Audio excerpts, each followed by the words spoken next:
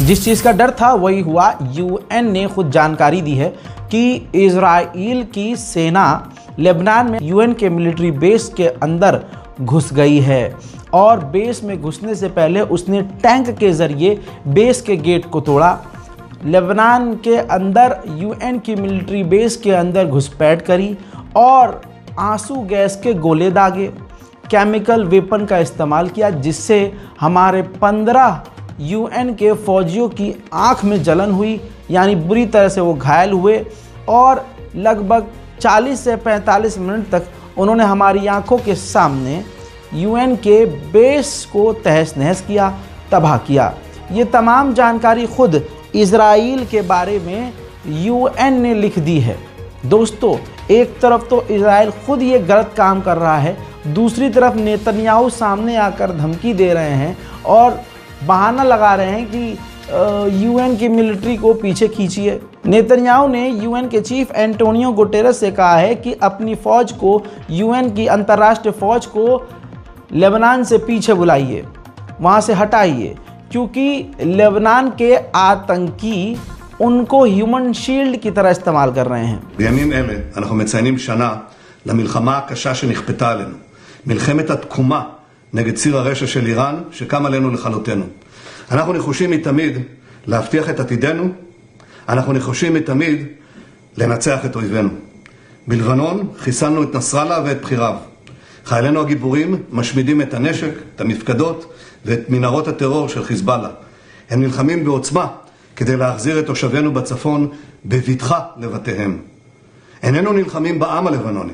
אנחנו נלחמים בשלוחת הטרור של איראן חיזבאללה שכבשה את לבנון. אני רוצה מכאן לפנות ישירות למזכ"ל האו"ם. הגיע הזמן שתוציא את יוניפיל ממעוזי החיזבאללה וממרחבי הלחימה. צה"ל ביקש זאת שוב ושוב. उधर बात करें सच्चाई की तो लेबनान में इजराइल ने एम्बुलेंस को भी निशाना बनाना शुरू कर दिया है। ये ताज़ा तरीन तस्वीरें आपकी स्क्रीन पर हैं। जिस तरह से गाज़ा के अंदर इजराइल ने एम्बुलेंस पर हमले किए हैं, वैसे ही अब लेबनान में तमाम एम्बुलेंस को निशाने पर ले रहा है इजराइल। इजराइल की फ़ौज धीरे धीरे लेबनान में आगे बढ़ रही है और बड़ी ख़तरनाक तबाही मचा रही है। हवा से भी बमबारी की जा रही है, हवाई हमले किए जा रहे हैं और ज़मीन पर भी इजराइल के सैनिक ज़मीन से ही तबाही मचा रहे हैं, जिसके बाद तबाही का जो मंजर है वो ये है।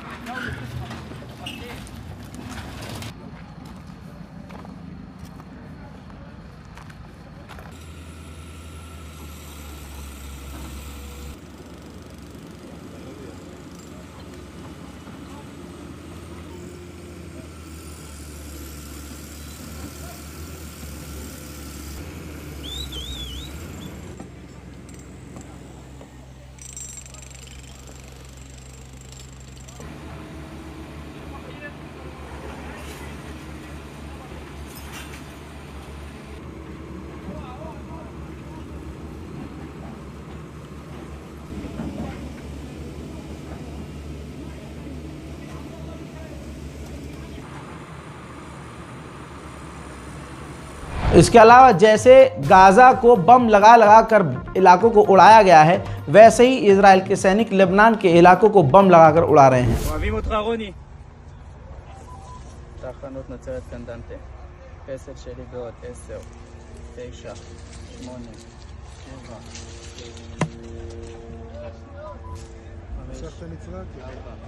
אוהבים אותך רוני!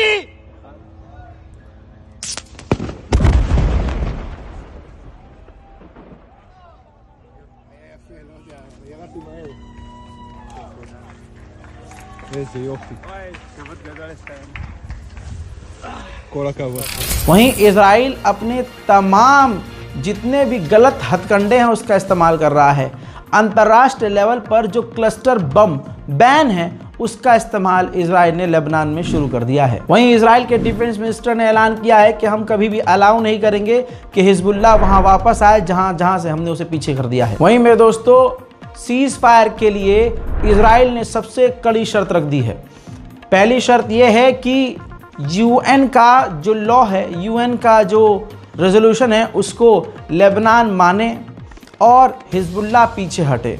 दूसरी जो शर्त है वो ये रखी है कि जितने भी लड़ाकू संगठन लेबनान में हैं सब के सब हथियार डाल दें। उसके बाद नेतन्याहू की गवर्नमेंट ने शर्त ये भी रखी है तीसरी कि अंतर्राष्ट्रीय संगठन लेबनान पर नज़र रखें कि हिजबुल्लाह तक हथियार ना पहुँचे और सीरिया और दूसरे बॉर्डर पर भी नज़र अंतर्राष्ट्रीय संगठन रखें। वहीं मतलब एकदम बेतुकी, बेहयाई और नंगेपन वाली बात, अगली शर्त यही है। अगली शर्त यह है कि जब भी हमें ख़तरा महसूस होगा इजराइल को, इजराइल पूरे लेबनान पर कहीं भी कभी भी बमबारी कर सकता है और ज़मीनी ऑपरेशन कर सकता है। बताइए ये बात और ये शर्त कोई मानने वाली है? उधर इजराइल ने यह भी जानकारी दी है कि एक हफ्ते के अंदर हमने यानी इजराइल ने 100 हिजबुल्लाह के लड़ाकुओं को कत्ल कर दिया है। वहीं एक ताज़ा तरीन मंजर ये देखिए, इजराइल के सैनिकों ने लेबनान में मौजूद एक हिजबुल्लाह के फाइटर को गिरफ्तार कर लिया है और उसे ले गए हैं इजराइल। खबर ये आई है कि नेतन्याहू से बाइडेन ने रिक्वेस्ट की थी कि बैरूत पर हमला मत करो। इसी वजह से 2-3 दिनों से बैरूत पर ख़तरनाक हमले इजराइल नहीं कर रहा था, ऐसी खबर है। लेकिन इजराइल ने झुटला दिया। इजराइल ने कहा नहीं, हम हमला कर रहे थे, हम हमला करते रहेंगे और जहां चाहे वहां हमला हम लेबनान में करेंगे। वहीं इजराइल के सैनिकों ने लेबनान के अलग अलग इलाकों में अब रेड करी है और इजराइल के सैनिकों ने हिजबुल्लाह के हथियार जो जब्त किए हैं दिखाए हैं। שלום לכולם, אנחנו פה תוך כדי הלחימה בדרום לבנון, באחד הכפרים. רק רצינו קצת לספר על מה שאנחנו עושים פה. אנחנו נכנסנו אל האויב, ללב השטח שבו הוא ניהל במשך כשנה את קרב ההתשה מול תושבי גבול הצפון. אנחנו הצלחנו לאתר את משגרי הנ"ט שלו. הנה בבקשה, פה אתם יכולים לראות טילי נ"ט שהיו מוכנים לשיגור על הקיבוצים בצפון. הנה החצובה של המשגר. את מטולי הרקטות שאיתם הוא הטריד, איתם הוא פגע בתושבי הצפון. את הנשקים האישיים, את ציוד הלחימה, את כל האמל"ח שלו. ואנחנו ממשיכים. אנחנו מצליחים לצבור פה הישגים משמעותיים, אנחנו פוגעים פגיעה קשה באויב, ואנחנו מתכוונים גם להמשיך לעשות את הדבר הזה עד שהוא יישבר, ושנחזיר את השקט לצפון ואת התושבים לביתם. उधर साउथ लेबनान के एक मेयर को इजराइल ने बमबारी करके उनके पूरे परिवार के साथ कत्ल कर दिया है। मेरे दोस्तों, लेबनान में एक ऐतिहासिक बहुत पुरानी मस्जिद थी जिसे इजराइल ने बम मारकर शहीद कर दिया है।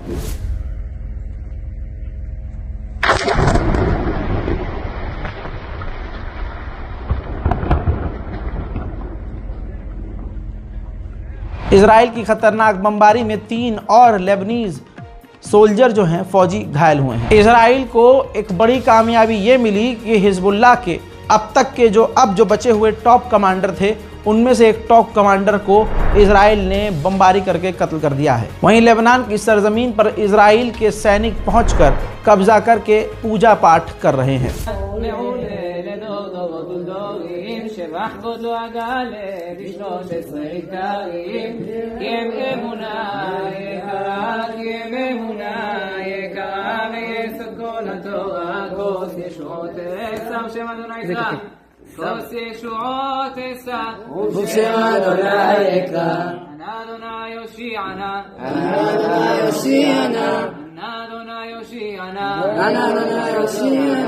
ענה אדוני יושיענה,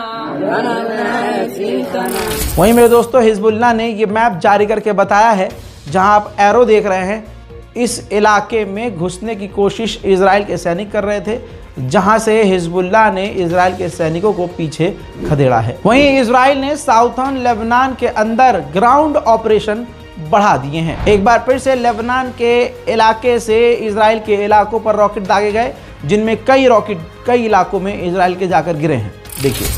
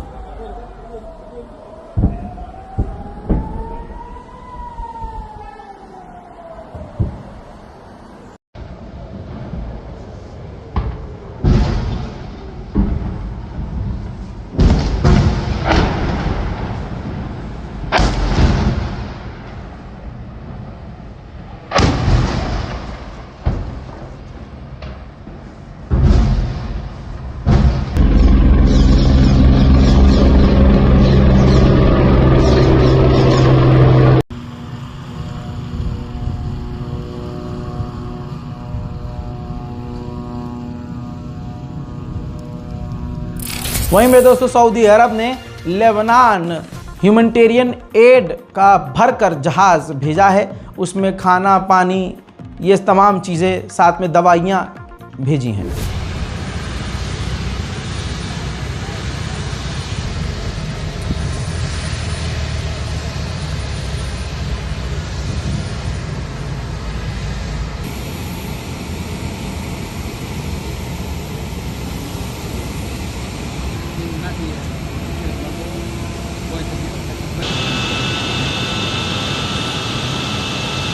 मेरे दोस्तों अब तक 40 देशों ने, भारत समेत 40 देशों ने निंदा की है कि इजराइल किसी भी तरह से जो यूएन की मिलिट्री है उस पर हमला बंद करे और शांति लेकर आए। उधर हिजबुल्लाह का कहना यह है कि अभी भी हम काफ़ी मजबूत हैं और सामना करते रहेंगे। उधर जर्मनी के अंदर जमकर प्रदर्शन फिलिस्तीन के लिए हो रहा है तमाम पाबंदियों के बावजूद।